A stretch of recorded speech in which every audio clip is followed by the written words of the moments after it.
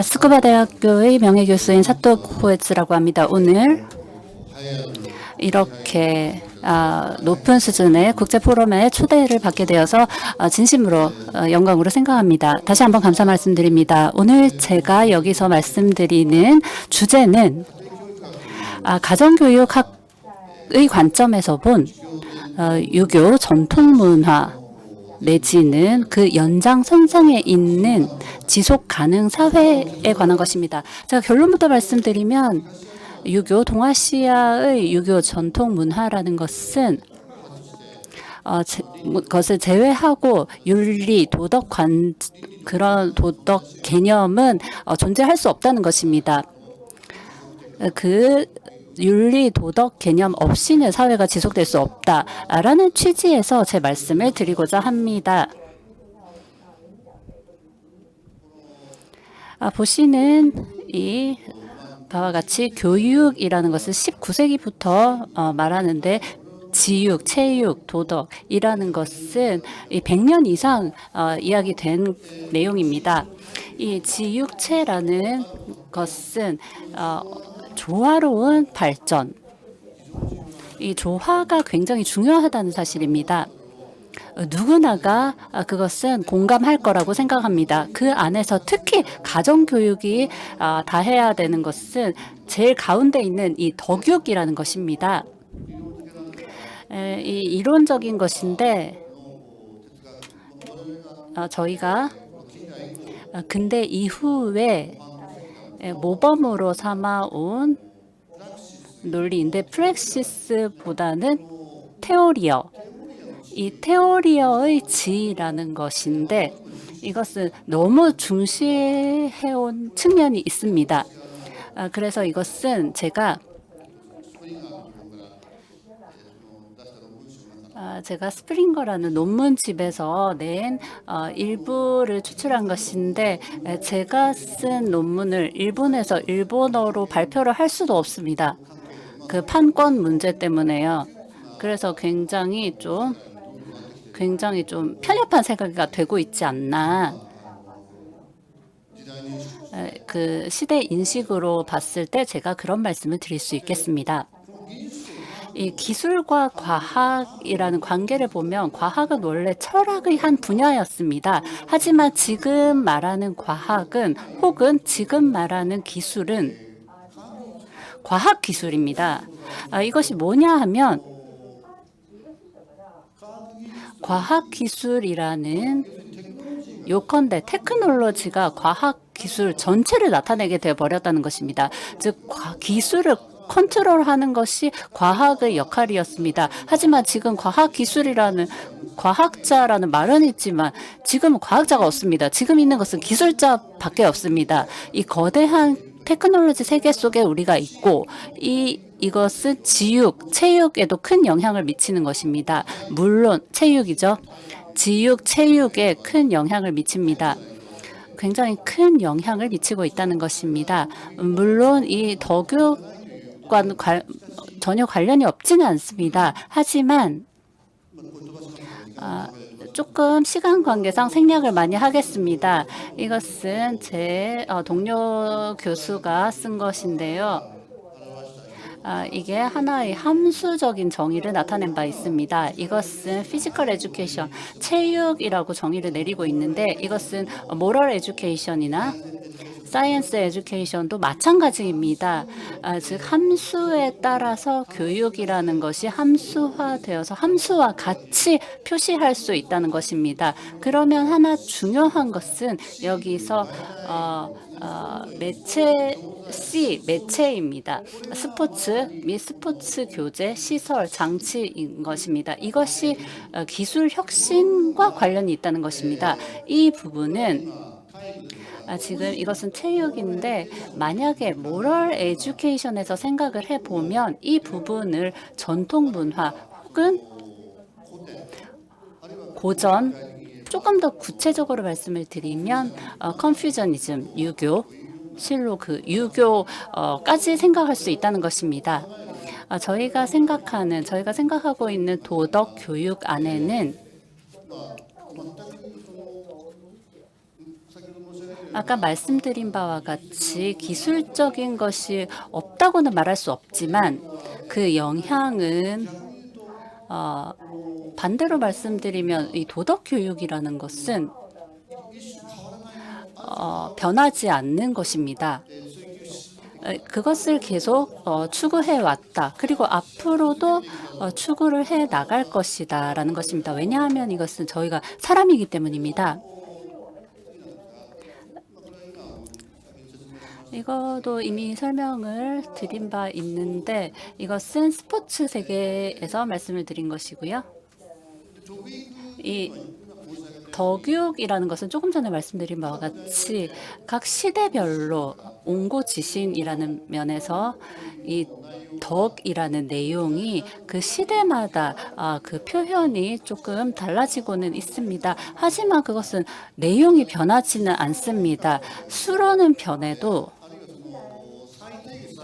혹은 다시 정의를 하는 경우는 있지만 인간에게 있어서 가장 중요한 덕육이라는 것은 변함이 없다는 것이 가장 중요하지 않을까 생각합니다.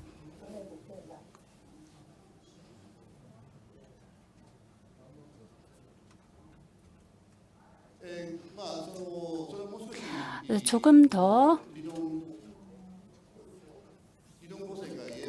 이론 구성적으로 말씀을 드리면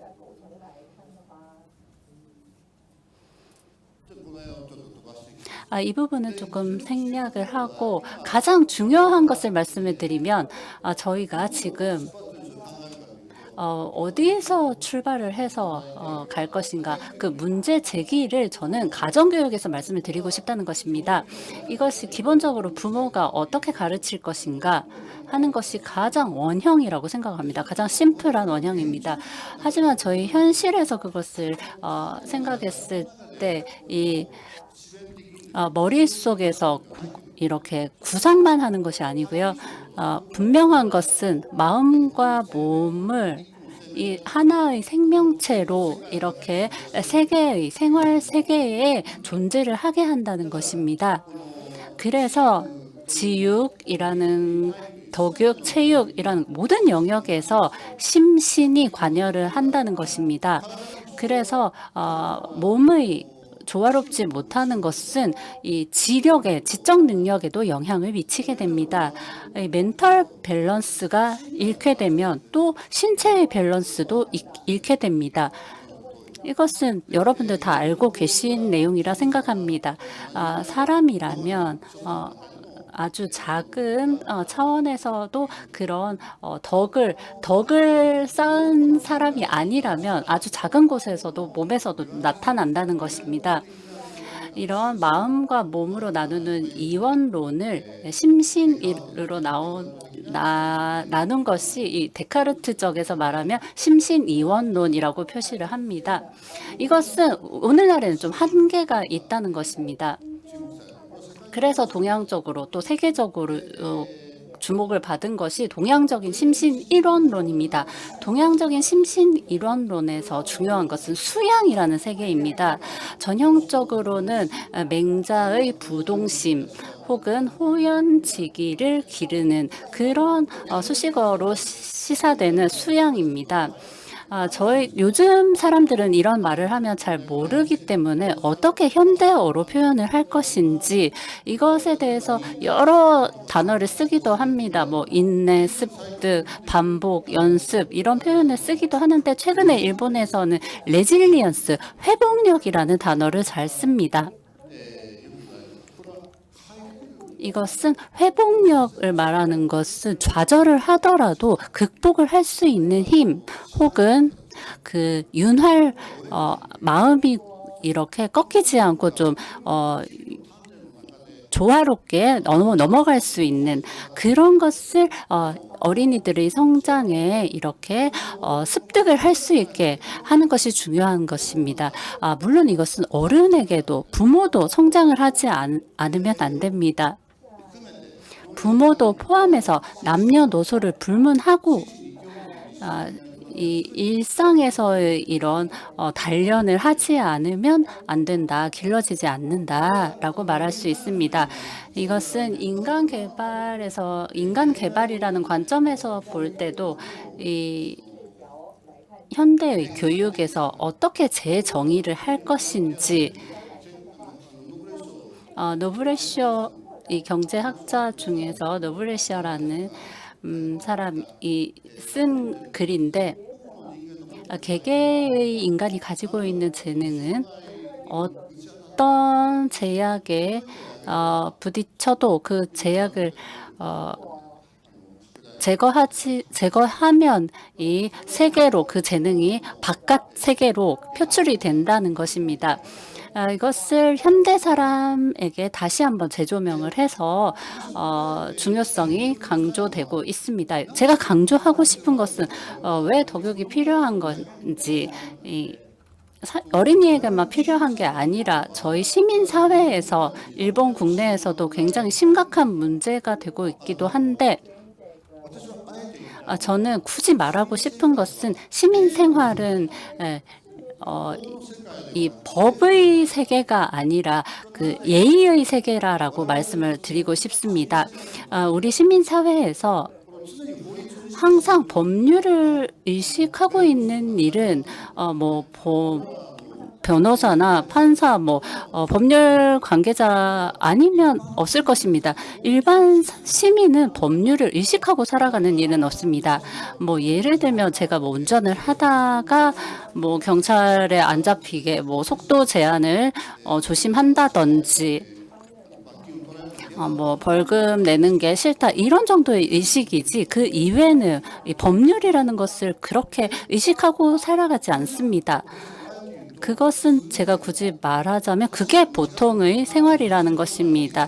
어려운 판단, 옳고 그르며 어려운 판단을 하기 전에 일상생활, 이 가정의 단란함 안에서 법률이 게재된다는 것은 그것은 평화로운 상태가 아니라는 것입니다. 평화로운 상태의 가정에서는 법률이 게재될 필요가 없는 상태라는 것입니다. 그게 일반적이죠. 하지만 여기 일본 국내에서 최근에 문제가 되고 있는 것이 몬스터와 페어런츠의 합성어인데 몬스터 페어런츠라는 말이 꽤 상당히 오래전부터 일본에서 화제가 되고 있었습니다. 이게 무슨 내용이냐면 얘는 넘어가고 몬스터 페어런츠는 이런 사람입니다. 예의를 무시하고 예를 들어서 발표회에서 왜 우리 애가 주연이 아니냐 안 내보내겠다. 왜 부모가 급식비를 냈는데 애가 학교에서 잘 먹겠습니다. 인사를 해야 하냐. 취직 시험에서 우리 애가 왜 회사에 안 뽑혔냐. 회사에 항의 전화를 하는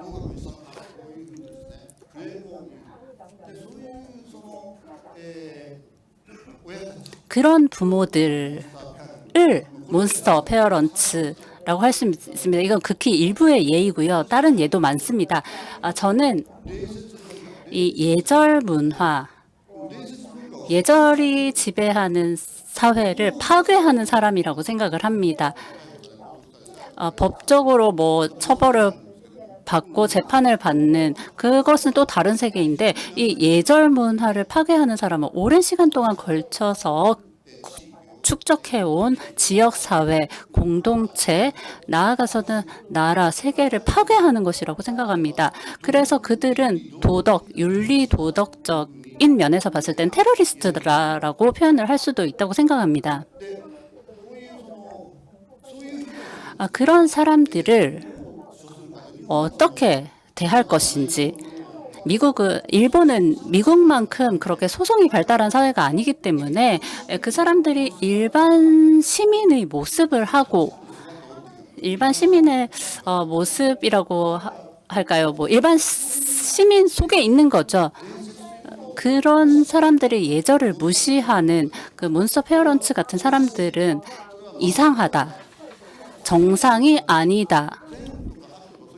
선악의 문제, 판단하는 문제가 아닙니다. 이것은 정상이 아니다라는 것입니다. 그것이 대부분의 사람들에게 인식이 되고 있다는 것입니다. 그래서 우리가 그런 사람들을 억누르는, 배제해 간다는 것입니다. 조금 더 앞으로 나가서요. 이 전통적인 관념에서 봤을 때 유교적인 관점에서의 도덕 윤리는, 중국에서는 이 도교에서 윤리 도덕, 뭐 한국에서의 유교라든지 일본에서의 한국의 불교, 일본의 신도도 같은 개념을 갖고 있습니다. 윤리 도덕의 그런 유교적인 이론은 모든 것을 다 구성하고 있는 그런 개념이다라고 할 수 있습니다. 그래서 저는 여기서 말씀드리고 싶은 것은, 시간이 거의 없기 때문에 간단하게 말씀을 드리면, 제가 굉장히 존경을 하는 한국 교수님들이 많이 계신데, 유승용 선생님, 유승용 학자, 그리고 안병준, 유길용, 많은 학자분들이 계신데, 또 뭐 제 동료이기도 한 엄석인 교수님도 계시고요. 굉장히 유명하고 훌륭하신 선생님들이 많이 계십니다. 그래서 제가 저번에 유 교수님께 초청을 받아서 그 하소 선생님과 함께 이 발표 과제를 제시를 받아서, 제가 좀 어렸을 때요, 젊었을 때 이 발표를 한 적이 있습니다. 그 정치 사상,